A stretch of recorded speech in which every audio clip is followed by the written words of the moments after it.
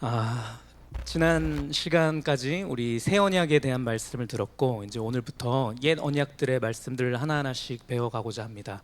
오늘은 아담 언약을 이제 배울 텐데요.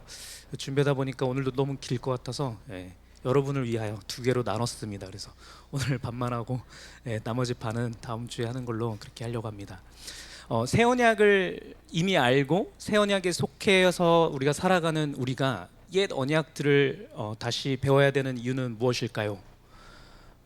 옛 언약을 다시 알아야 되는 이유는 옛 언약들은 없어지고 폐기된 것들이 아니라 우리가 새 언약에 속한 자로서 예수 그리스도의 은혜의 풍성한 가운데 우리가 옛 언약들을 볼 때에 새 언약에 속한 우리들은 옛 언약 속에서 새 언약의 말씀들을 발견할 수 있기 때문입니다. 그렇게 우리가 더 깊은 가운데 깊은 충만한 은혜를 받을 수 있습니다. 그래서 바라기는 우리가 새 언약을 배웠고 새 언약의 기쁨과 감격 가운데서 있는 자로서 옛 언약들의 말씀들을 볼 때에 옛날부터 하나님께서 예수 그리스도의 복음을 여기 가운데 이렇게 계시해 놓으셨구나 라는 말씀들을 보고 그것 가운데서 또 주시는 깊이 있는 그런 은혜의 말씀들을 우리 같이 나눴으면 좋겠습니다. 아담 언약은 하나님과 우리 인간 사이에 맺어진 첫 언약입니다. 그래서 아담이 하나님과 맺은 언약이라고는 하지만 아담은 우리 모든 인류를 대표하여서 인간의 대표 자격으로 하나님과 언약을 맺은 거라서 이 아담과 하나님의 간의 약속이라는 것, 언약이라는 것, 계약이라고 하는 것은 나와 하나님과의 계약이고 언약이고 그런 불변한 약속인 겁니다. 우리가 뒤로부터 쭉 배우는 모든 언약들, 또 예수 그리스도의 새 언약에 대한 얘기를 우리가 배웠지만 이런 모든 언약들의 기본 뼈대가 갖춰져 있는 것이 아담의 언약의 내용인 것이고, 우리가 지난번에 인트로 배우면서 배웠다시피 핵심 내용은 무엇이냐면 심플한 겁니다. 뭐냐면 하나님께서 우리에게 복 주시기를 원한다라는 겁니다. 하나님 안에 거하면 복을 받고 하나님 안에 거하지 않는다라고 한다면 이 복에서 복의 자리에서 우리가 이탈된다. 이 얘기를 해주시는 것이 아담 언약을 통하여서 우리가 맺어주신 기본적인 언약의 큰 틀입니다. 이것은 사람이면 누구나가 속해 있는 언약의 약속의 말씀입니다. 그래서 알건 모르건 하나님의 말씀에 부합하여서 하나님의 말씀 가운데 들어가서 살면 거기에 합당한 그림자라도 복을 누리게 되고 떠나게 되면 복의 자리에서 이탈되는 것입니다. 우리가 계속 이렇게 그래서 복복복 얘기를 하고 우리 또 오늘 찬양하면서 복의 근원 되시는 우리 하나님을 또 찬양하고 했는데, 성경에서 말씀하시는 복이 무엇일까를 우리가 잠깐 생각해 봤으면 좋겠습니다. 각자가 생각하는 복이 이런저런 것들이 있을 수 있고 내가 지금 바라고 있는 가장 큰 복이 사람의 상황에 따라서 뭐 이렇게 저렇게 다를 수 있겠지만 하나님께서 말씀해 주시는 복의 참된 복이 이런 거야 라고 해주시는 게 무조건 정답일 수밖에 없지 않습니까? 그래서 하나님께서 이 아담 언약을 맺으실 때 우리에게 주셨던 복의 내용을 먼저 잠깐 우리 나눠보고자 합니다. 우리 창세기 1장 28절 말씀 우리 같이 큰 소리로 봉독하도록 하겠습니다. 시작. 하나님이 그들에게 복을 주시며 하나님이 그들에게 이르시되 생육하고 번성하여 땅에 충만하라. 땅을 정복하라. 바다의 물고기와 하늘의 새와 땅에 움직이는 모든 생물을 다스리라. 이렇게 말씀하셨습니다. 하나님께서 복을 주셨거든요. 하나님께서 복을 주셨다 했을 때 이 복의 참된 의미는 무엇이냐면 생육하고 번성하여 충만한 것입니다. 이것은 무엇을 얘기를 하는 거냐면 참된 생명력을 얘기하는 겁니다. 생육하여서 번성하여서 충만하게 막 생명의 개체들이 막 늘어나는 이 생명력이 넘쳐나는 것이 복의 근원되는 그러한 것이라고 우리에게 말씀해 주시는 겁니다. 이것은 생기가 발랄하여서 생기가 아주 넘쳐 흐르는 활기찬 것이 복인 겁니다. 우리가 많은 사람들이 세상을 살아가지만 뭐 돈이 많고 뭐 어쩌고 뭐 세상에서 얘기하는 복이 있다라고 할지라도 그 사람이 근심 가운데 살아가고 죽은 자처럼 이렇게 두려움 가운데 있게 살아간다고 한다면 그것은 복이 될 수 없는 것을 우리가 너무나 잘 알지 않습니까? 살기는 살아도 죽은 자처럼 살아가는 사람들이 너무 많단 말이죠. 누가 진짜 살아있는 사람이냐라고 하면 가진 것 없어도 우리 가끔 선교지 같은 데 가게 되면 그런 모습들을 이렇게 보는데, 아이들이 막 이렇게 엄청 뭐 배고프고 뭐 가진 것도 하나도 없음에도 불구하고 애들이 생명력이 넘쳐서 막 밟고 막 여기 가서 뛰어놀고 막 하는 그것을 볼 때 우리가 참 생명력이 넘치는구나, 이런 것을 발견하게 되는데, 여러분, 이러한 것이 복의 근원되는 것입니다. 우리는 생각할 때 우리가 뭐 이 세상에서 복이라고 생각하는 어떤 안정적인 직장이라든가 아니면은 뭐 권력이라든가 사회에서의 지위라든가 뭐 안정적인 가정을 꾸리고 뭐 원만한 관계를 가지고 있고 뭐 이러한 뭐 이런 것들을 얘기할 때, 그것이 왜 우리가 복이라고 자꾸 생각을 하고 오해를 생각하냐 하면, 이런 것들이 우리에게 일시적으로 주는 생기가 있거든요. 갑자기 이러고 있는데 우리한테 뭐 내가 돈 너무 필요했는데 100만 원 필요했는데 300만 원 팍 생겼어. 그러면은 아싸 이러면서 갑자기 나한테 이런 생기발랄함이 있었나? 라는 생각이 들 정도로 갑자기 생기가 확 이렇게 생긴단 말이죠. 내가 원하는 무언가가 있었는데 그게 이루어지면은 와 하면서 나도 모르게 갑자기 생기가 돋는단 말이죠. 그런 경험들이 우리가 있기 때문에 이것이 나에게 생기를 주는 원천인가 보다라고 우리가 오해를 하면서 할 수 있는데, 우리가 세상을 오래 살면 오래 살수록, 우리 여기 저보다 선배님들이 훨씬 더 많이 계시지만 훨씬 더 잘 아시지만, 그런 것들은 다 일시적인 생기를 줄 수밖에 없는 것을 우리가 잘 알지 않습니까? 그렇죠?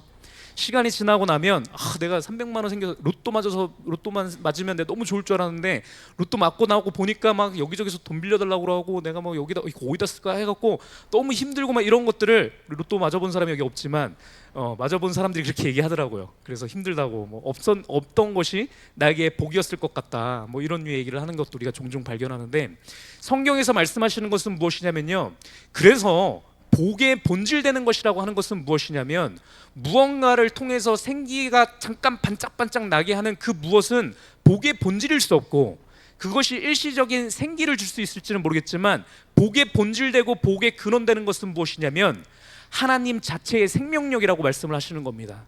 하나님의 생명력이라고 하는 본질적인 생명력을 갖게 된다고 한다면, 이것이 무엇인지를 알게 된다고 한다면, 무언가를 통해서 우리가 생기발랄함을 얻는 것이 아니라 생기 자체를 얻는 것이다, 이 얘기를 해주시는 겁니다. 우리가 이 생기되는 본질되는 생기를 우리가 갖게 된다고 한다면, 여러분, 우리 가운데 죽음이 넘쳐오른다 할지라도, 우리가 갑자기 죽음의 위협 가운데 있다 할지라도 거기 가운데서 이 생기를 감출 수가 없는 것입니다. 기쁨 가운데, 감사함 가운데 내어줄 수 있는 그 생기발랄함이 하나님으로부터 오는 생명력으로 채워졌을 때만 가능한 것입니다. 우리의 믿음의 선조들이, 순교자들이 이 생기를 가지고 죽음을 대적하고 사탄을 대적하고 흑암과 싸움 가운데서 이겼던 일들을 우리가 성경을 통해서 많이 보지 않습니까? 그것이 복의 본질되는 것이라고 하는 겁니다. 여러분, 이 생기라고 하는 것, 하나님 안에 속해 있는 이 참된 생명력이라고 하는 것은 참된 생명력이라서 나만 갖고 끝나는 것이 아니라, 이 생명력이라고 하는 것은 또 다른 생명을 낳는 생명력인 것입니다. 그래서 이 생명력을 가지고 우리가 살아가면서, 이 생명력을 가지고 우리가 선포하게 되면, 이 생명력은 역사하는 힘이 있어서, 이 말씀 가운데 있는 하나님의 생명이라고 하는 것은 참 생명이라서 죽어가는 영혼들을 살릴 수 있는 생명이 생명을 낳는 생명력인 줄로 믿습니다. 그래서 우리에게 주신 복이라고 하는 것은 무엇이냐면, 복을 주시되 생육하고 번성하여 땅에 충만하라, 그러면서 뭐라고 얘기하시냐면, 너는 땅을 정복하고 다스리라 라고 말씀하시는 겁니다.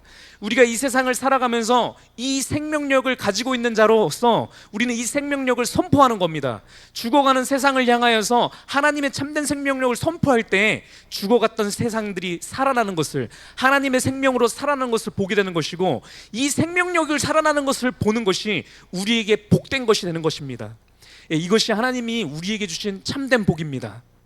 이 참된 복을 그래서 누릴 수 있는 방법, 유일한 방법은 무엇이냐면, 이 말씀 가운데서 얘기하실 때 키워드는 무엇이냐면, 하나님이 그들에게 복을 주시며 하나님이 그들에게 이르시되. 저는 이르시되의 핵심이 있다고 생각을 합니다. 하나님께서 말씀을 주시는 것입니다. 하나님께서 그렇게 이르시는 겁니다. 너는 저기 가서 생육하고 번성하라고 말씀을 받게 되면, 우리가 참 생명력 되시는 그 예수 그리스도의 말씀을 가진 채로 그곳에 가게 되면, 말씀 따라, 말씀에서 얘기하신 약속 그대로 생육하고 번성하여 충만하는 복이 나타나는 것이 우리의 삶인 것입니다. 우리가 세상을 살면서 다스리고 정복하고 하는 삶을 살 때도 어떻게 다스리고 정복하는 거냐? 내 생각대로 하는 것이 아니라 하나님께서 우리에게 말씀해 주시는 말씀대로, 우리에게 이르시는 그 말씀 그대로 우리가 가지고서는 그 말씀, 하나님께서 나에게 이렇게 말씀 주셨으니 너는 절망이 아니고 죽음이 아니고 너의 삶은 소망이고 너의 삶은 희망이고 예수 그리스도의 부활의 능력이 나타날 것입니다 라고 우리가 말씀에 이끌려서 그렇게 선포할 때에 말씀 그대로 부활의 능력이 임하여서 죽었던 생명력들이 살아나는 것을 보게 되는 것이 하나님이 우리에게 주신 복입니다. 여러분, 이 복이 흠모되었으면 좋겠습니다. 말씀을 준비하면서 제가 이런저런 은혜의 말씀을 참 많이 듣고 저에게 은혜가 충만한 시간인데, 마지막에 말씀을 드리려고 했던 부분이었는데, 우리 예수님을 생각을 해보시면 여러분, 우리가 굉장히 높은 차원의 복을 사모하고 소망했으면 좋겠습니다. 우리 예수님은 말씀드린 이 생명력 자체이신 분이셨거든요. 그렇죠? 그래서 예수님 앞에로 나아가게 되면 죽은 자들도 예수님이 명하시면 살아나는 역사들이 나타났단 말이죠. 예수님께서 이 죽어가서 눈을 보지 못했던 자에게 눈을 뜨라 말씀하시면 눈이 띄어지는 역사가 나타났다는 거죠. 왜냐하면 예수 그리스도 말씀 자체가 생명 자체이기 때문에 그렇습니다. 그거를 통해서 육신의 아프고 있었던 질병의 모든 것들을 살림과 동시에 더 본질적으로는 무엇을 예수님께서 말씀을 통해서 이루신 것이냐면 그 영혼을 구원하신 거란 말입니다. 그렇죠? 참 생명력 자체를 그 안에 넣어준 것입니다. 눈이 났고 다리가 났고 질병이 났고 한 것도 한 것이지만 그 역사 가운데 본질적인 것은 예수님의 참 생명력이 그 안에 들어가서 이들이 이 일을 통하여서 하나님을 찬양하는 입술로 바뀌게 된 것이 참 생명이신 예수 그리스도의 능력 가운데 일어날 수 있었던 일이라는 거죠. 여러분, 그래서 예수님께서는 평생 사시는 동안 모든 사람들을 살리는 사역을 하셨습니다. 여러분, 그런데 아이러니한 것은 무엇이냐면 이 예수님 자체는 십자가에 못 박혀서 죽으셨었다라는 겁니다. 예수님은 모든 사람들을 살리고 모든 사람들을 긍정적으로 사람들이 복이라고 생각하는 것들을 모든 것을 끌을 수 있었지만 예수님 자체는 예수님이 십자가에 안 못 박히고 다른 수를 써서 이렇게 하지 아니하시고 예수님이 십자가에 못 박혀서 직접 가서 죽으셨다라는 겁니다. 여러분, 이것은 무엇을 얘기를 하는 거냐면 예수님의 입장 가운데서 예수님께서 묵상하셨던 참된 복은 무엇이었냐면 사람의 목숨에 있는 것이 아니라는 얘기를 하는 것입니다.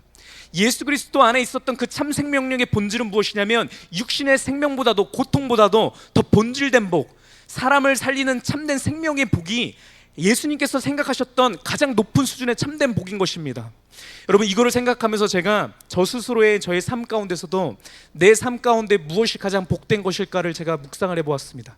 가장 복된 것은 무엇이냐면 나의 참 생명력 대신에 이 생명력이 내 안에 말씀 가운데 임하였기 때문에 가장 복된 것은 이 복으로 사람들을 살리는 겁니다. 이 사람들을 부욕해 만들고 아파 있는 사람들을 손을 얹고 안수하여서 낫게 하고 불편함과 두려움과 공포 속에 있는 사람들에게 예수 그리스도의 생명의 말씀을 선포하면서 살아나게 하고, 여러분, 그러면서 핵심되는 진리는 더 높은 차원의 가장 것은 무엇이냐면 여러분, 저를 위하여서는 그것을 하지 않는 것입니다. 왜? 이렇게 남을 살리고 하고 나한테는 이것을 구하지 않는 것이 나에게 있어서 가장 최우선되는 가치가 무엇인 것이 선포되어지는 것이 가장 복된 것이기 때문입니다. 여러분, 예수님께서는 예수님의 삶 자체로 무엇이 참된 복인지를 우리에게 실제로 보여주신 분입니다.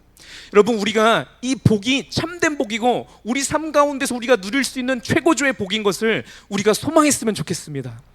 여러분, 이것을 소망한다라고 하는 것은 사실 말이 안 되는 겁니다. 그 누구도 이것을 소망할 수 없거든요. 남을 부유하게 만들고 남들이 원하는 것들을 해주는데 나는 이걸 갖지 않겠다라고 얘기하는 것은 쉽지 않은 일입니다. 누구도 할 수 없는 것이지만 예수님께서 그래 하셨고, 예수님의 이 모습 가운데 완전히 반했던 우리 바울 선배님도 그렇게 하셨고, 우리 베드로 선배님도 그렇게 하셨고, 우리의 믿음의 선조들 대부분 분들이 그렇게 사셨습니다. 우리 목사님도 전 그러한 분들을 보고, 우리 여기 계신 우리 선배님들을 향하여서 제가 설교를 전하고 있지만 저는 여러분들의 삶도 그러한 모습으로 바라봅니다. 믿음 가운데 하나님을 향하여서 기도함으로 주변에 있는 성도들, 나의 자녀들, 하나님을 모르고 믿지 못한 그들을 향하여서 마음껏 복음을 선포하면서 그들의 삶을 살리고, 그렇게 하셨던 그 삶이 저에게 흠모가 되고 존경스럽고, 제가 그 복 때문에 지금 이 자리에 설 수 있고, 그래서 그 모습 가운데 나도 그러한 삶을 살아야겠다, 그것이 복된 삶이다라는 것을 다짐하게 됩니다. 어쨌든 여러분, 하나님께서 우리에게 주신 참된 복이라고 하는 것은 이런 것입니다. 세상 사람들이 알 수도 없고 원할 수 없는 그런 차원의 복이 우리에게 주신 복입니다. 우리를 통하여서 하나님께서 우리 주변에 있는 모든 사람들이 이 참된 생명력을 얻게 되는 줄로 믿습니다. 그렇게 할 때 하나님께서 오늘 뭐 오전 예배 때 나온 것도 말씀도 하셨지만 우리의 육신의 삶 가운데서도 풍성함이 하나님의 사역하는데 조금도 부족함이 없도록 풍성하게 넘쳐주실 것을 믿습니다. 우리 목사님께서 개척하시고 이렇게 사역하면서 제가 뭐 여기저기 이렇게 뭐 험한 데도 이렇게 다니고 이렇게 어쩌고 하면서 그렇게 살았고 거기 가운데 있었던 그 참된 생명력을 제가 또 물려받아서 이렇게 말씀을 선포하는 그런 자리 가운데 제가 있지만 그렇게 했을 때 하나님께서 육적으로도 뭐 사회적으로도 저를 높이시고 부족함이 없게끔 이렇게 채우시는 것들을 보면서 이것은 하나님께서 주시는 보너스 같은 복이다 라는 생각이 듭니다.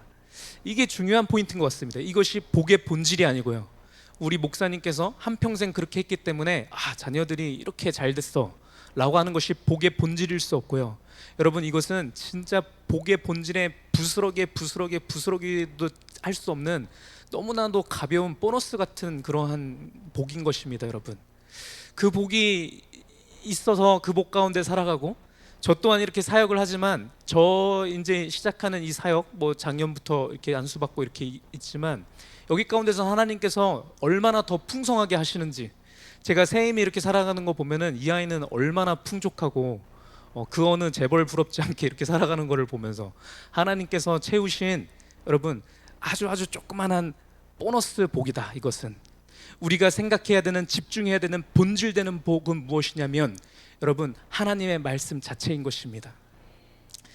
그것을 우리가 진짜 믿어지고 그것을 소망했으면 좋겠습니다. 여러분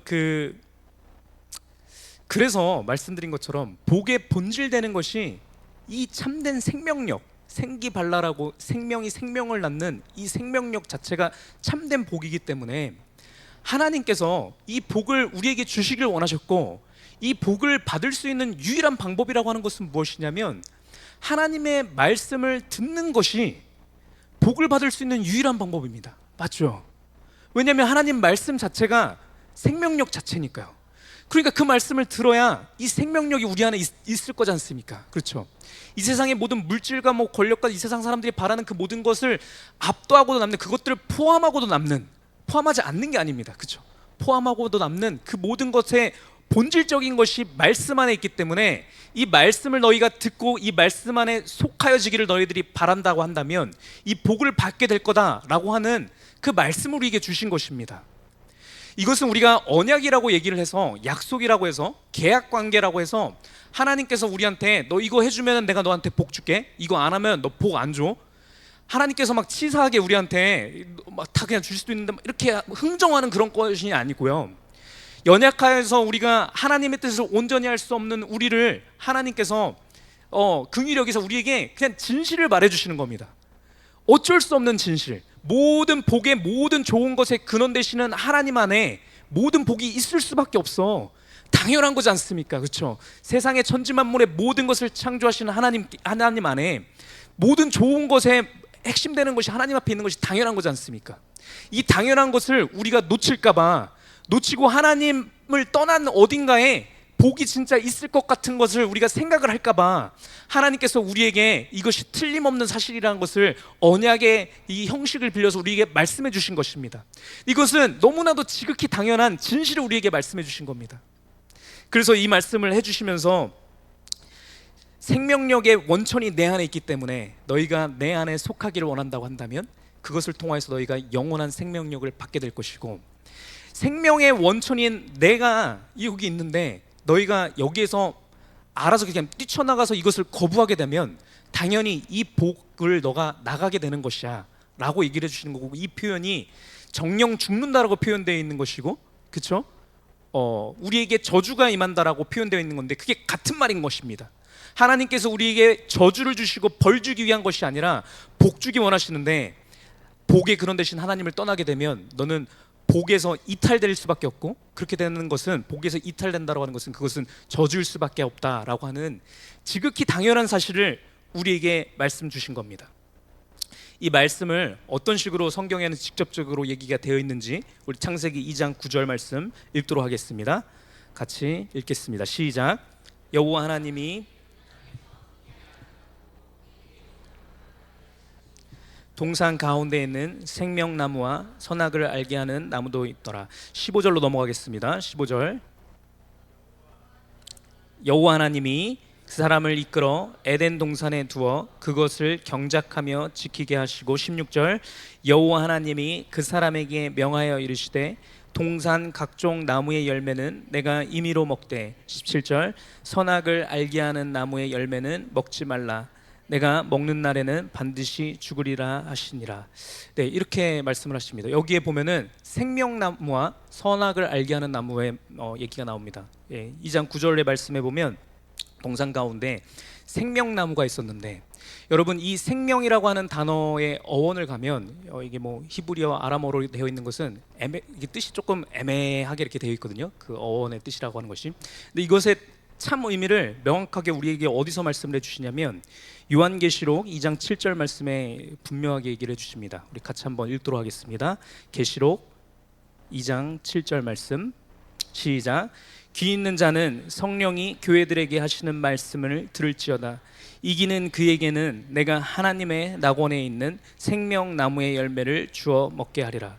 이 신약 성경은 이 헬라어로 되어 있는데요, 헬라어의 단어는 이게 히브리어 아람어 고대 히브리어보다 좀 더 구체적인 의미를 담고 있어서 이게 뭔지가 정확하게 나오거든요.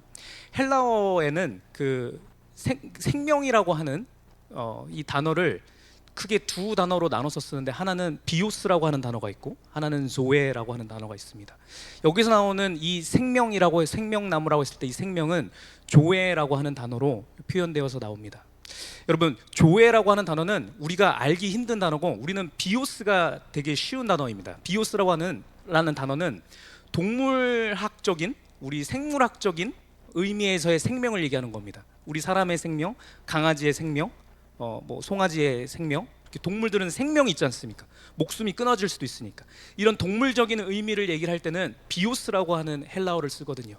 근데 여기에 있는 이 말씀 가운데 있는 낙원에 있는 생명나무의 열매라고 했을 때 이 생명은 그 비오스가 아니라고 하는 것입니다. 우리 지지난번에 얘기를 들었을 때 하나님의 타임, 그 시간과 우리 사람의 시간에 대해서 말씀드렸다시피 이것도 같은 의미입니다.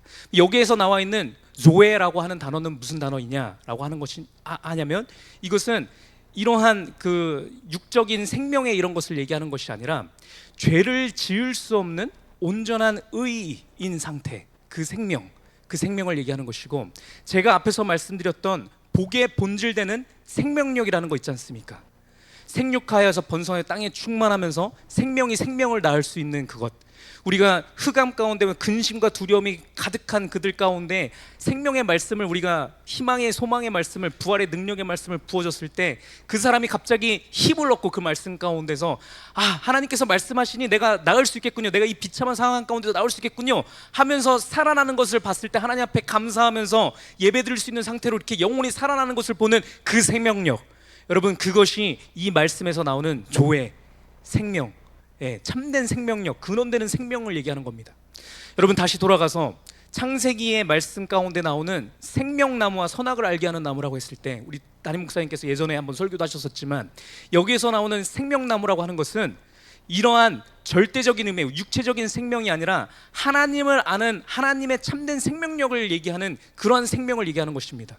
다른 말로 얘기하면 선악을 알게 하는 나무는 정죄하는 것이고, 생명나무를 택하는 것은 우리가 의의 열매를 맺는 것, 그렇죠? 그 사람을 향하여서 우리가 거짓말하지 아니하고 하나님 관점에서의 참된 진실을 선포하는 것, 여러분 이것이 조회에 속한 참된 생명력에 관련된 내용이라는 겁니다. 여러분 이 말씀을 하나님께서 우리에게 다시 창세기 2장 17절 말씀에 가보게 되면, 이 생명나무를 먹게 되면 너희들은 영원한 생명력을 얻을 것이고, 이 생명나무를 먹지 아니하고 선악을 알게 하는 나무의 열매를 먹게 되면 너희가 반드시 죽으리라 얘기하셨단 말이죠. 여기서 죽는다라고 했을 때, 반드시 죽겠다라고 얘기하셨을 때 이 죽는다라는 거의 의미는 비오스의 그것이 아니라 조회의 생명력을 얘기하는 것입니다. 여러분, 왜 그것이 더 중요한 거냐면 이것이 정말 본질적인 것이기 때문에 그래요. 본질적인 것이요. 만약에 우리의 육체의 삶이, 우리의 육체의 생명이 본질되는 것이었다라고 한다면 예수님께서 십자가에서 못 박혀서 죽으시는 그 일을 하시지 않으셨을 거란 말이죠. 그것이 본질된 것이라고 하면요. 그렇지만 예수님께서는 본질적인 걸 아셨습니다. 본질적인 것은 무엇이냐면 예수님의 육체의 생명을 드림으로써 모든 인류가 참된 교회에 속한 이 영원한 생명력을 얻는 것이 본질된 것임을 아셨기 때문에 예수님께서 육신의 생명을 드리신 겁니다. 그렇죠? 그렇게 하고선 영원한 생명, 이 교회의 생명력으로 예수님께서 다시 살아나신 거란 말입니다. 여러분, 이것이 우리가 추구해야 되는 본질된 복의 근원되는 것입니다. 영원한 생명력, 참된 생명력이라고 하는 것, 이것은 어디에 있냐면 하나님의 말씀 가운데 우리가 거할 때 우리에게 주어지는 것입니다. 하나님 말씀 자체가 생명 자체이시기 때문에 그런 것입니다. 여러분, 이것이 우리에게 주신 복인데, 여러분, 우리가 아담 언약의 이제 뒤에 얘기를 좀 아시지만 무슨 일이 생겼습니까? 아담이 하나님의 말씀을 이거를 듣고 알았지만 하나님의 말씀을 떠나서 하나님의 말씀을 어기고 거부해서 자기가 자기 스스로의 복을 내가 뭐 하나님이 말씀하시는 복은 그거는 그거고 난 이렇게 하는 게 나한테 복된 일일 것 같은데, 이게 나한테 좋을 것 같은데 라고 해서 자기의 생각가는 대로 이거를 선악을 알게 하는 나무를 따먹었죠. 그렇게 했을 때 우리 가운데 죽음이 임했거든요. 우리 가운데 죽음이 임했다라고 하는 것에 이 죽음은 본질된 죽음을 얘기하는 것입니다. 하나님의 참된 생명력을 사랑하고 흠모하고 소망할 수 있는 능력을 얘기하는 겁니다. 여러분, 우리 모든 사람들은, 아담 이후에 태어나는 모든 사람들은 여러분 이렇게 죄 가운데서 태어나게 됩니다. 그 얘기는 다시 돌아서 무슨 얘기를 하는 거냐면 하나님의 참된 생명력을 소망할 수 없는 상태에서 태어난다라는 겁니다. 우리가 말씀을 듣고 영접하여서 이 자리에 있지만 말씀 가운데 충만하지 못하면 여전히 우리도 그럴 수 있다라는 겁니다. 참된 생명력을 우리가 구하기보다 이거 말고 부스러기의 다른 복들을 하나님 앞에 구하는 것을 우리가 천성적으로 그렇게 할 수밖에 없는 상태에 다다랐다라고 한 겁니다. 여러분, 그것이 죽음인 것입니다. 살아있어도 참된 생명력을 찾을 수 없고 소망할 수 없는 것, 내가 지금 당장 돈 없어서 죽게 생겼으면 돈을 구할 수밖에 없는 것, 하나님의 참된 생명력을 구해서 하나님, 제가 돈이 없다 할지라도 참된 생명력의 본질 되시는 예수 그리스도의 생명이 오게 되면 제가 족하겠습니다라고 고백할 수 있는 사람이 없다라는 거죠. 그렇게 할 수 없고 저는 이거 돈 없게 죽겠으니까 저를 살리기 위해서 돈을 보내주세요, 제가 이 사람하고 싸워서 죽겠으니까 하나님 이 문제를 해결해 주세요 라고 우리의 복이 거기에 있는 것처럼 구하는 존재가 우리가 되었지, 우리는 그 어떤 인간도 스스로 저는 이러한 상황 가운데서 참된 생명력을 제가 구하겠습니다 라고 할 수 있는 사람은 없었다라는 겁니다. 없는 겁니다. 그런데 이러한 우리를 위하여서 우리가 배웠듯이 예수 그리스도께서 오신 것입니다. 예수 그리스도께서 이러한 우리를 긍휼히 여기셔서 이 땅 가운데 오셔서 아담 언약 가운데 선포되었던 참 복을 회복시켜 주신 겁니다. 여러분, 이것이 놀라운 것입니다. 우리 여기 계신 여러분들 중에 아직도 어떤 분들은 나는 그거 아직도 참된 복인지 잘 모르겠다라고 생각할 수 있을지 모르겠지만, 여러분, 여러분들의 생각보다 더 뛰어나시고 본질적으로 우리를 아시며 우리의 연약함도 아시고 우리를 붙들고 계시는 예수 그리스도를 의지했으면 좋겠습니다. 우리의 삶 가운데 예수 그리스도께서 이것이 참된 복이고 우리에게 참된 평안을 주며 우리에게 위로를 주며 우리의 삶 가운데 생기발랄함을 주는 그 본질적인 것이라는 것이 돈이 아니고 직장 취업이 아니고 결혼하는 것이 아니고 이 세상에 있는 그 어떤 곳에 있는 것이 아니고, 말씀을 우리가 온전히 알아서 온전하신 말씀을 깨달아 알 때 거기에서 나의 삶이 살아 숨쉬게 만드는 것 같은 생명력이 거기에 있음을 예수 그리스도께서 하나님의 성실하심으로 우리의 삶 가운데 보이실 줄로 믿습니다. 그것을 우리가 사랑하게 되는 줄로 믿습니다. 그렇게 사모하는 자로 우리가 점점 더 그 참된 복을 소망하면서 그렇게 우리가 살아갔으면 좋겠습니다. 그 가정 가운데 하나님께서 우리에게 주변의 사람들에게 복을 퍼부어 줄 것들을 우리에게 주십니다. 근데 우리는 이것이 참된 복이 아니고 참된 복이 예수 그리스도 자체인 것을 알기 때문에 아까워하는 마음 없이 우리는 남에게 섬길 수 있는 겁니다. 우리의 재물을 가지고 이 사람을 해서 우리 내일도 삼계탕 가지고 이렇게 하신다고 했는데 그렇게 남을 섬기고, 우리 저기 노인정에 있으신 분들 이렇게 불러갖고서 우리가 마음껏 기쁨으로 섬기고, 여러분, 이렇게 할 수 있는 것이 예수 그리스도께 주신 참된 복의 맛을 우리가 이미 봤기 때문에, 우리가 인지 못하고 그렇게 고백을 못해서 그렇지 이미 우리는 이 생명력을 얻은 자임을 믿었으면 좋겠습니다. 우리 유스처치 우리 섬기고 있는 우리 지체들께서 이거 모아갖고서는 돈 쓸 데가 얼마나 많아요. 뭐 돈 막 엄청 많은 사람들도 아니고 막 해갖고서는 막 본토 아비집을 떠나서 지금 이렇게 동탄에 와갖고 지금 열심히 하고 돈 쓸 데 너무 많은데 돈을 다 모아서 하나님 앞에 이렇게 막 더 좋은 찬양을 드리고 싶어서 악기를 사고 이런 일들이 여러분 왜 일어나는 겁니까? 돈보다 하나님 앞에 더 아름다운 음악으로 하나님 앞에 예배드리고 싶은 그 사모하는 마음을 하나님께서 이미 주셨기 때문에 있는 것입니다. 여러분 그것이 참된 복인 것입니다. 제가 오늘 오전 예배 드리면서도 말씀의 은혜를 받는데 어떤 은혜를 받았냐면 사도행전 4장 말씀이었나요? 거기 말씀 가운데서 쭉 말씀 주시면서 해주셨던 말이 뭐였냐면 부활의 이거를 능력을 선포하는 자들을 제사장들과 거기 있는 사두개인이나 이런 사람들이 미워했다 이렇게 나옵니다. 그래서 그들을 잡아다가 감옥에 갖고 막 이렇게 하려고 막 했었는데 이 박해를 받았던 이 믿음의 사람들이 하나님을 향해서 하나님 저들을 벌하여 주십시오, 저들을 멸망시켜 주십시오 막 이렇게 저주하면서 그렇게 안 하지 않습니까 여러분? 안 하는데 말씀 가운데 뭐라고 얘기하냐면 하나님의 큰 권능이 임했다라고 되어 있습니다. 하나님의 큰 은혜가 임했다라고 얘기를 합니다. 여러분 저는 그것을 무엇으로 봤냐면 참된 복이 무엇인지를 깨달은 자들이다 라고 그렇게 저는 들렸습니다. 여러분 그것이 사실일 것입니다. 내가 이 사람들의 소나기에서 벗어나서 내가 그냥 온전히 사역하고 이런 것보다 내가 비록 박해를 받고 핍박을 받고 이러고 있지만 이런 것 가운데서도 하나님을 바라면서 하나님을 더욱더 찬양하고 하나님의 복음의 그 부활의 능력을 선포하는 일들이 기뻐지고 할 수 있는 그것을 할 수 있다라는 것은요 예수 그리스도의 부활의 능력이 그 크신 권능이 임하는 사람에게만 나타날 수 있는 일인 것이거든요. 이것이 더 복된 것임이 느껴졌기 때문에 그렇게 할 수 있는 것이거든요. 억지로 할 수 있는 게 아니라요.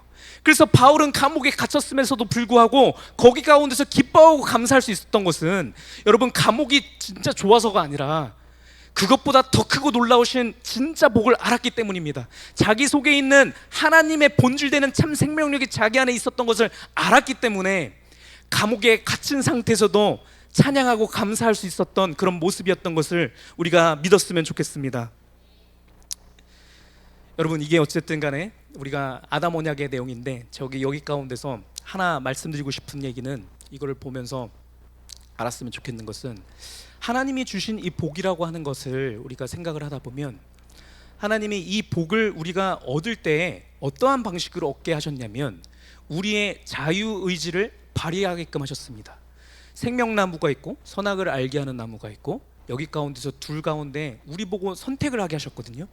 이 자유 가운데 복이 있는 것을 하나님께서 말씀해 주시는 것이군요. 우리가 알지만 우리 복음의 기본적인 가치라고 하는 것은 자유입니다. 자유. 네. 이 자유를 통해서 복을 누리게 하셨습니다. 그런데요 세상 사람들은 이 자유의 참 의미를 잘 모르고 있습니다. 자유가 좋은 것인 것 같다라고 생각은 하지만 뭐 그렇게 생각 안 하는 사람들도 있고 이게 아리송송합니다. 그것은 말씀 가운데서 얘기하시는 참 자유의 의미를 몰라서 그렇습니다. 그래서 오늘 짧게 참 자유의 의미에 대해서 말씀을 드리려고 하는데 결론적으로는 무슨 얘기냐면 이 자유라고 하는 것은 항상 우리가 자유와 자율성이 같은 의미로 생각할 수 있는데 이것은 다르거든요. 하나님께서 만드신 자유라고 하는 것은 무엇이냐면 누군가에게 비자율성을 가지고 누군가에게 속한 상태에서 자유를 발휘하는 것이 하나님께서 주신 완전한 자유의 모습입니다. 조금 어려운 얘기일 수 있는데 좀 듣다 보면 무슨 얘기인지 아실 수 있을 겁니다. 여러분 이게 비단 성경에서 이렇게 하나님께서 얘기해 주신 것인데 우리 인간의 본질을 탐구하는 철학자들도 비슷한 류의 결론을 많이 내려요. 우리 실존주의 철학의 대가인 약간 사르트르 같은 사람, 이 사람 무신론자인데 이 사람도 뭐라고 얘기하냐면 인간이 인간되는 것의 핵심은 무엇이냐라고 했을 때 이 사람은 뭐라고 얘기하냐면은 자유가 인간의 인간됨의 본성이고 특성이다라고 얘기를 합니다. 인간을 정의할 수 있는 것은 인간은 자유적인 존재다 이렇게 얘기를 합니다. 비슷한 시기에 에리 프롬이라고 하는 독일에 있는 철학자도 비슷하게 얘기를 하는데 이 사람은 되게 재밌는 얘기를 해요. 우리 역사에 관심 많은 있으신 분들은 대충 아시는 얘기겠지만 1차 세계대전이 끝났잖아요. 1차 세계대전 끝난 다음에 독일이 패전국이 됐습니다. 독일이 패전국이 되었는데 독일 사람들한테는 이게 좋은 소식이기도 했어요. 왜냐하면 원래 여기가 군주제였거든요. 빌헬름 그 2세가 장악하고 있는 군주제였는데 1차 세계대전에서 짐과 동시에 이 군주제가 무너졌습니다. 그리고 입헌 민주주의 체제가 생겨지면서 바이마르 공화국이 들어섰죠. 이 사람들은 군주제 왕한테 이렇게 억압받는 생활을 하다가 이제 자유를 얻어서 너무 좋아했습니다. 그래서 와, 우리가 자유를 얻었다라고 하면서 독일 국민들이 좋아했거든요. 그랬는데 무슨 일이 생겼냐면, 이 패전국이다 보니까 이제 이 승전국들을 향하여서 막대한 배상금도 내야 되고, 또 전쟁 이후니까 모든 것들이 다 무너지고 폐허가 돼 있고 인프라도 다 망가져 있고 물가도 말도 안 되게 높고 실업률 완전히 높고 먹고 살기 힘들어서 막 죽겠으니까, 아니 이거는 왕의 억압을 피해서 가면은 우리한테는 행복이 있을 줄 알았는데, 우리를 완전히 좌지우지하고 너 그냥 일로 가! 그러면 가갖고선 그냥 이렇게 막 하고선 빵 주면 빵 먹고 이랬던 삶이 그때가 그리운 겁니다. 나한테 자유가 주어지니까 이거는 죽겠는 거예요. 진짜 뭘 이렇게 먹고 살 데도 없고 못 하겠는 거예요. 그래서 독일 사람들이 선택한 것은 무엇이었냐면, 절대적인 어떠한 카리스마를 가진 리더자에게 자발적으로 내가 나의 자유를 내어주기를 선택했습니다. 그 사람이 누굽니까? 히틀러죠. 네. 히틀러라는 사람이 나와갖고 우리 독일이라고 하는 민족은 원래 위대한 민족이야. 내가 원래 우리가 이렇게 여기서 이렇게 썩고 이렇게 뭐 먹을 거 못 먹고 이럴 민족이 아닌데 저 나쁜 놈들 때문에 다 그렇게 된 거니까 다 나를 따라. 그러면 내가 다시 위대한 나라로 내가 만들 거야라고 하는 말도 안 되는 이제 그 선전을 했을 때 거기 가운데 열광하면서 동참했다고요. 예. 이 얘기를 에리 프롬이 얘기를 하면서 뭐라고 얘기하냐면, 사람은 자유를 추구하는 존재이긴 한데 또 동시에 어떠한 존재냐? 누군가에게 종속되기를 바라는 존재다라는 얘기를 합니다. 여러분, 이게 정확히 성경에서 말씀하시는 얘기인 겁니다. 이거를 사탄은 계속 우리를 속여요. 뭐라고 속이냐면, 우리가 자유를 발휘한다고 했을 때, 야, 너가 너 생각대로 하는 게 그게 참 자유지 라고 이 세상도 아직도 얘기를 하거든요. 야, 교회에서 뭐라고 얘기를 하든 간에, 이렇게 저렇게 하든 간에 너가 주체성을 가지고 너 생각대로 이렇게 딱 해갖고선 자유를 발휘해야 그게 자유 아니야? 이렇게 얘기를 한단 말이죠. 근데 하나님께서 애초에 만드신 자유라고 하는 것은 이게 자유의 참된 의미가 아니라는 겁니다. 세상 사람들이 그렇게 자유를 얘기하는 것은 하나님을 아예 인정하지 않기 때문에, 하나님을 아니면 자기랑 같은 위치로 놓고 보기 때문에 그런 얘기가 나오는 것인데, 하나님은 우리와 차원이 다른 분이십니다. 이 세상의 모든 천지 만물을 창조하신 유일하게 구별되시는 영원한 하나님 한 분이시라고요. 이 하나님 한 분이시기 때문에 이 하나님 안에 종속되는 것이, 여러분, 그것이 참된 자유일 수밖에 없습니다.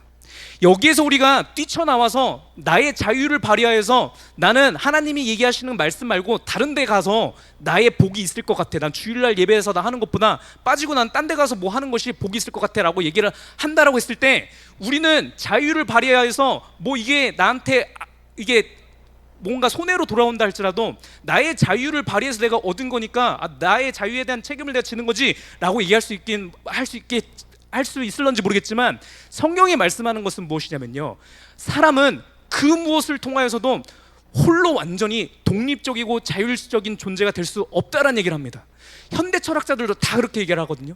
우리가 예를 들어서 지금 돈을 주고서는 짜장면을 이렇게 돈 주고서 맛있는 거 마음대로 사 먹어보라 했습니다. 제가 짜장면을 샀어요. 제가 제 생각으로 발휘해서 자유를 발휘해서 짜장면을 샀다고 생각을 해봤는데, 나중에 제가 이렇게 곰곰이 생각해 보니까 제가 왜 짜장면을 샀냐면, 세임이가 짜장면을 제일 좋아하거든요. 저는 세임이 가운데 종속된 상태로 자유를 발휘하는 겁니다. 여러분, 하나님께서 말씀해 주시는 것은 무엇이냐면, 우리가 하나님의 말씀을 택한 상태에서 자유를 발휘하지 않으면 자연적으로, 필연적으로 어떻게 되냐면, 하나님 외에 다른 것, 무엇입니까? 사탄의 권세를 따르는 상태에서 자유를 발휘하는 존재가 우리라는 얘기인 겁니다. 여러분, 그래서 하나님을 떠난 상태에서 발휘하는 자유는 무조건 저주인 것입니다. 복에서 이탈될 수밖에 없는 것입니다.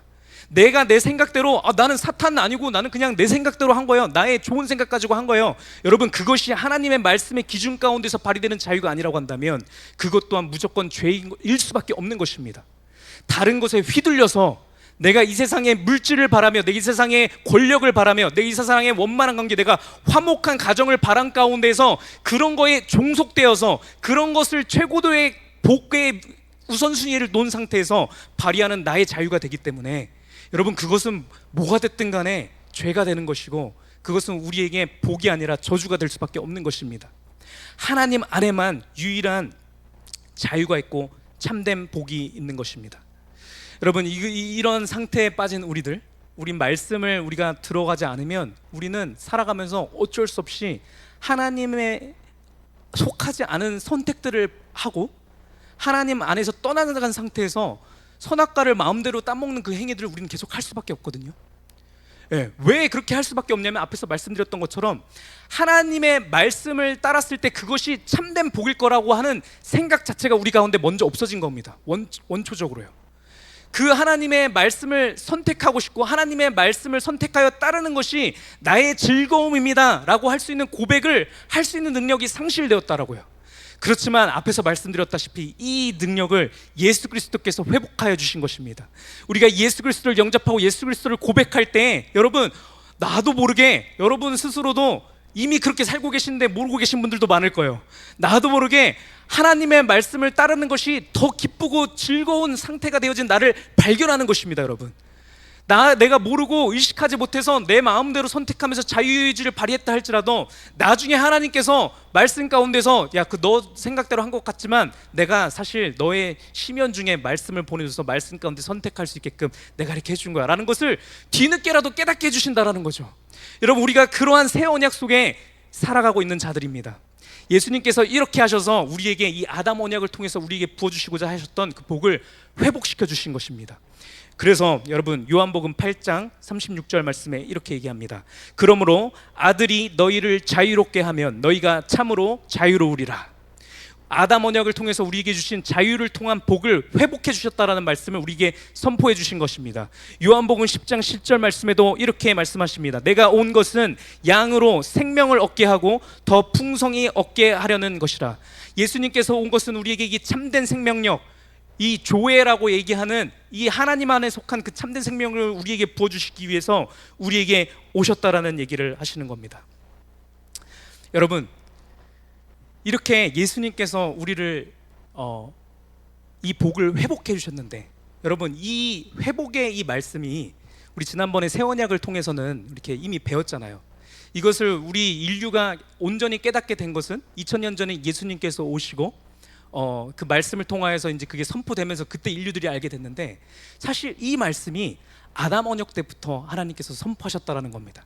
우리 그 근거의 말씀을 창세기 3장 15절 말씀을 통해서 우리 은혜를 받도록 하겠습니다. 우리 같이 읽도록 하겠습니다. 창세기 3장 15절 시작.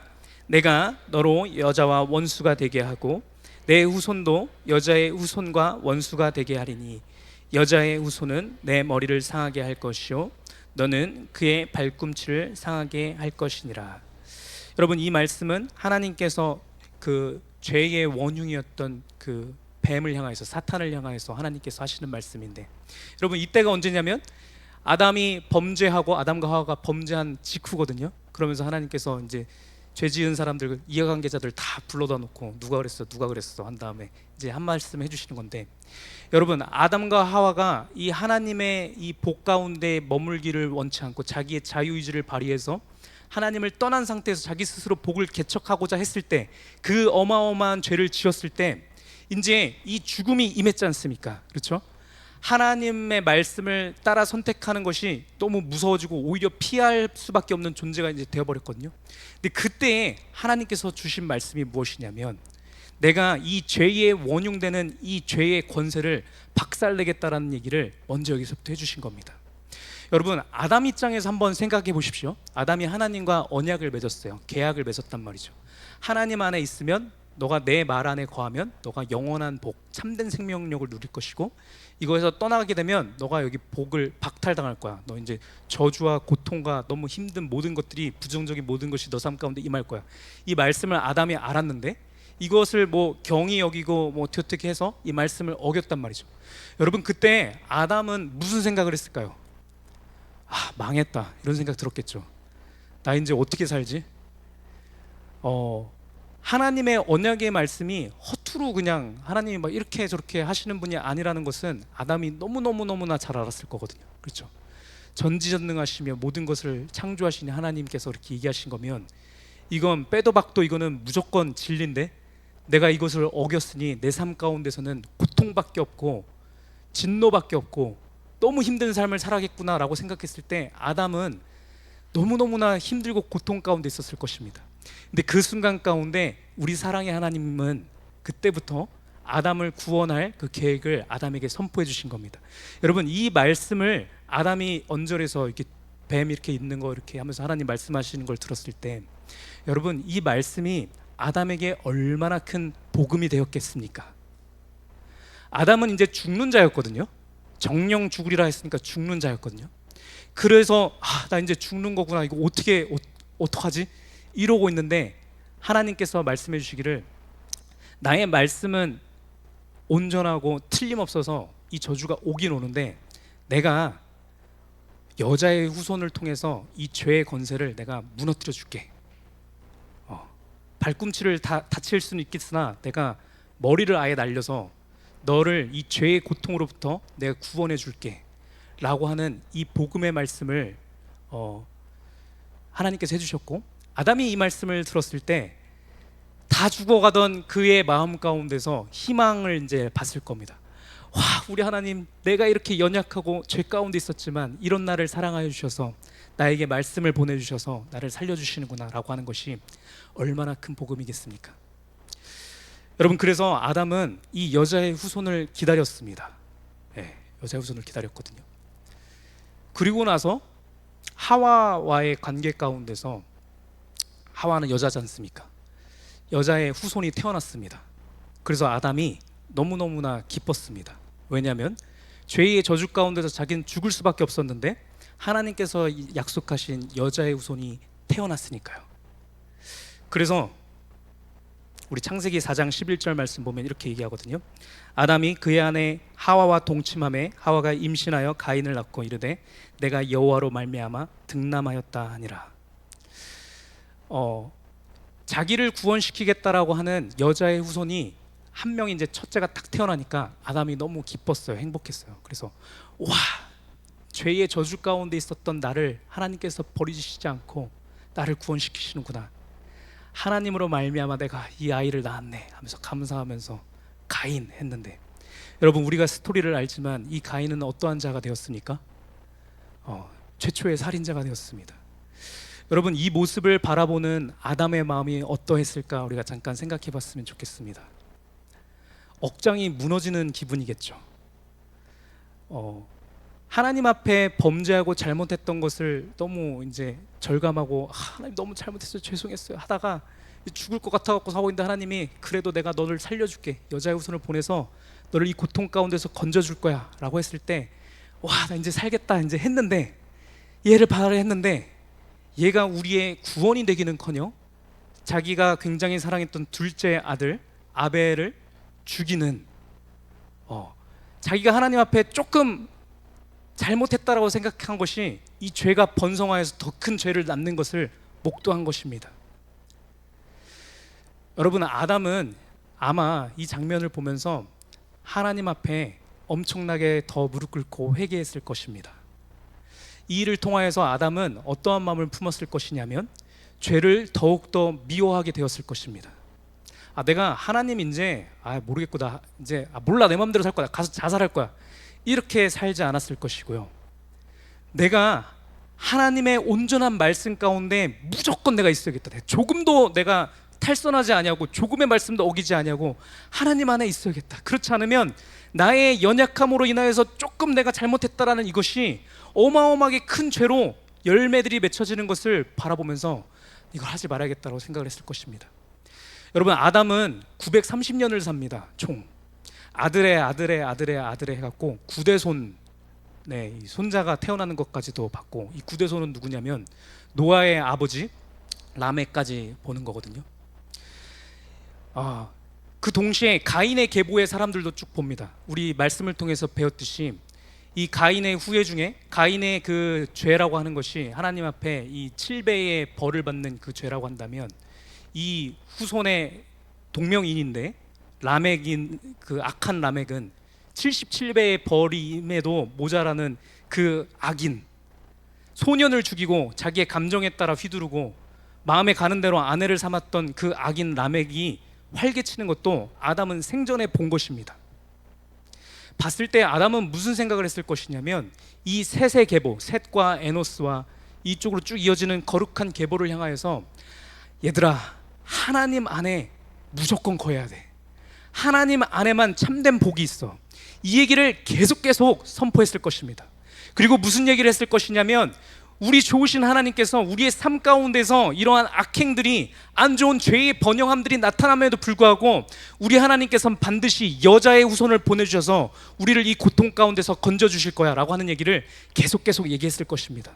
그래서 라멕이 아들을 낳았을 때, 거룩한 계보의 라멕이요, 이 사람이 뭐라고 얘기를 하냐면 창세기 5장 28절 29절 말씀에 이렇게 얘기합니다. 라멕은 182세에 아들을 낳고 이름을 노아라 하여 이르되, 여호와께서 땅을 저주하심으로 수고롭게 일하는 우리를 이 아들이 안위하리라 하였더라, 이렇게 얘기를 합니다. 죄로 인하여서 고통과 삶의 힘든 것들이 막 이렇게 왔을 때에 아들이 이제 또 태어났잖아요. 여자의 후손이 또 태어났잖아요. 이럴 때 이 사람들은 이 사람이 하나님께서 우리에게 보내주신 우리의 구세주인가? 이거를 항상 소망했습니다. 유대인들은 아직까지도 그러고 있습니다. 여러분, 대대로 내려서 오는 그 계보를 통하여서 하나님의 신실하신 말씀을 의지하고 신뢰함 가운데, 여러분, 세상의 악의 번영함을 보면 볼수록 이 이스라엘 사람들은 어떻게 했냐면 하나님께서 약속하신 우리를 구원하실 여자의 후손을 기다리고 있다고요. 여러분, 제가 무슨 말씀을 드리고 있는가 하냐면요, 우리를 구원하시는 분은 예수님 이전이나 이후나 예수 그리스도 한 분이라는 얘기를 증언하고 있는 것입니다. 예수 그리스도께서 오시기 이전부터, 아담 때부터 셋과 에노스와 그 이후로 오는 노아부터 쭉쭉 나오는 이 모든 계보의 사람들은 하나님께서 약속하신 우리의 고통과 죄의 죽음의 문제로부터 우리를 구원하실 여자의 후손을 기다렸거든요. 이름도 알지 못하였지만 하나님을 신뢰하여서, 하나님을 의지하여서 그 여자의 후손을 기다렸습니다. 우리는 그 여자의 후손의 이름을 알죠. 예수 그리스도입니다. 여러분, 그 예수 그리스도를 믿고 기대하고 신뢰하는 믿음으로, 여러분, 예수님이 이전에 있던 사람들도 예수 그리스도를 믿는 믿음으로 구원을 받았던 것입니다. 여러분, 그들도 예수 그리스도를 믿는 믿음으로 구원을 받았는데, 여러분, 우리는 어떠하겠습니까? 여러분, 이 당시에 살아가던 그 사람들은 가인의 계보의 사람들의 번영함의 모습들을 봤어요. 이 사람들의 복의 기준은 어디에 있었냐면 하나님 안에 있지 아니하고요, 세상의 것에 있었습니다. 더 높은 성을 쌓고 많은 사람들이 자기를 우러러보고, 내가 이 사람의 관계 가운데서 돈을 얻고 재물을 얻고 이 사람을 내가 한마디로 저리 가라 이리 가라 할 수 있는, 이것이 복의 본질이라고 생각하는 그 사람들이 잘 나가는 것들을 바라봤다고요. 그러함에도 불구하고 이 사람들은 그것 가운데서 이 복을 소망하지 않았습니다. 무슨 복을 소망했냐면 우리를 구원하실 참된 복, 여자의 후손 예수 그리스도를 기다렸습니다. 내 삶이 피폐하고 내 삶이 어려운 것 같다 할지라도 그러하면 그러할수록 예수 그리스도를 바라본 것입니다. 여러분, 그들도 그렇게 해서 천국에 가고 구원받고 그들의 고달팠던 팍팍했던 그 삶 가운데서 구원을 받았는데, 여러분, 우리는 예수 그리스도가 누구이신지를 더 잘 알지 않습니까? 예수 그리스도의 그 이름을 알고 있고, 예수 그리스도께서 우리를 위하여서 행하신 모든 내용들을 알고 있고, 성경을 통하여서 예수 그리스도께서 우리를 얼마나 사랑하셨는지, 우리를 위해서 행하신 모든 일들을 알고 있지 않습니까? 여러분, 이것이 우리에게 구원을 가져다 줄 줄로 여러분 우리가 믿었으면 좋겠습니다. 우리가 나중에 천국에 가서 구원을 받지만, 여러분, 우리가 이 땅에 살면서도 이 예수 그리스도를 바랄 때 여러분 우리는 구원을 얻을 수 있는 줄로 여러분 우리가 믿었으면 좋겠습니다. 예수 외에 구원받을 만한 다른 이름을 너에게 준 적이 없다 얘기하십니다.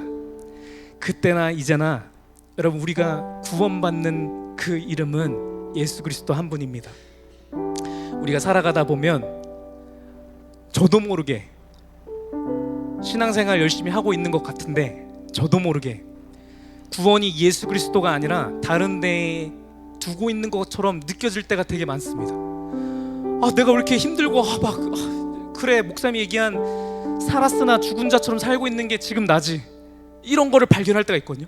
그럼 내가 어떻게 해야 이 고통 가운데서, 이 두려움 가운데서 내가 구원받을 수 있을까 생각을 해보면, 내 남자친구가 예수님 영접하면 나 이제 구원받을 것 같은데, 우리 남편이 예수님 잘 믿으면 나 이제 구원받을 수 있을 것 같은데, 나 이거 집 문제만 해결되면 내 삶 가운데 구원이 올 것 같은데, 나 취업만 하면, 나 안정적인 가정만 좀 하면, 아, 나 진짜 맨날 내 신경을 긁는 저 꼴 보기 싫은 저 사람인데 쟤만 확 죽어버리면, 쟤만 내 인생 가운데 사라지면 내 삶은 이제 평안하고 아주 내 삶이 구원받을 것 같은데, 나 지금 있는 이 이슈만 해결되면, 이 이슈만 하나님이 딱 해결해 주시면 그 이슈 해결이 나에게 구원이 될 것 같은데, 여러분, 이것은 가인의 계보들이 바랬던 그 구원이고, 아담이 가인을 통해서 구원받겠구나 라고 했을 때랑 똑같은 얘기인 겁니다. 여러분, 그런 것 자체가 본질적인 우리의 구원일 수 없습니다. 내가 너희에게 구원받을 만한 다른 이름을 준 적이 없다. 여러분, 우리의 삶 가운데서 우리를 구원할 수 있는 이름은 예수 그리스도 한 분입니다. 우리의 상황이 변화하지 않는다 할지라도, 내 기대와 내 소망대로 세상이 흘러가지 않는다 할지라도, 여러분, 우린 그 속 가운데서 내 소원이 이루어지지 않은 그 상태 가운데서 구원을 받을 수 있습니다. 언제 구원을 받을 수 있냐면, 예수 그리스도 이름을 다 바라보고 말씀 가운데서 빛나는 예수 그리스도를 우리가 볼 때에, 여러분, 문제가 하나도 해결되지 않는다 할지라도 먼저 구원을 받을 수 있습니다. 우리가 참된 생명력을 회복할 수 있어요. 오직 예수 그리스도 안에서요. 여러분, 이 참된 생명력을 우리가 회복한 다음에 이 회복한 생명력을 가지고 그 문제 가운데 나아가는 겁니다. 그래서 나의 이 고통을 줬던 그 문제를 향해서 참된 생명력을 선포하는 겁니다. 그럴 때 그 문제가 해결되는 것을 바라보는 것이, 여러분, 새 언약에 속한 우리에게 주신 참된 복인 것입니다. 여러분, 이 복이 우리 가운데 이미 회복된 것을 믿었으면 좋겠습니다. 회복되었습니다. 여러분, 새 언약에 속한 우리 가운데는, 여러분, 우리가 예수 그리스도 가운데 먼저 우리가 이 상처를 회복받고 예수 그리스도를 묵상한 가운데 그것이 저의 참된 복입니다라고 고백할 때에, 우리의 잘못되고 빗나갔던 우리의 소망이 초점을 다시 맞춰서 예수 그리스도를 향할 때에 우리의 모든 문제가 해결되는 것을 우리에게 주시는 줄로 믿습니다. 우리 같이 이 시간 그 좋으신 하나님 앞에 우리의 눈을 열어서 찬양했으면 좋겠습니다. 나의 참된 소망 되시는, 나의 유일한 구원 되시는 그 예수 그리스도를 바라봤으면 좋겠습니다. 나의 눈 열어, 나의 눈 열어, 주를 보게 하소서. 정직한 예배, 순전한 마음을 드리네. 나가 나의 소망, 주께로 돌이키며 오직 주님만 사랑한. 나의 눈 열어, 나의 눈 열어, 주를 보게. 정직한 영을 부어주사 나의 참된 모습을 바라봤으면 좋겠습니다. 여러분, 우리의 참된 모습이라고 하는 것은 새 언약에 속한 자라는 것이 우리의 참된 모습입니다. 우리의 빗나간 소망을 예수 그리스도께로 다시 조정할 수 있는 것이 우리의 참된 모습입니다.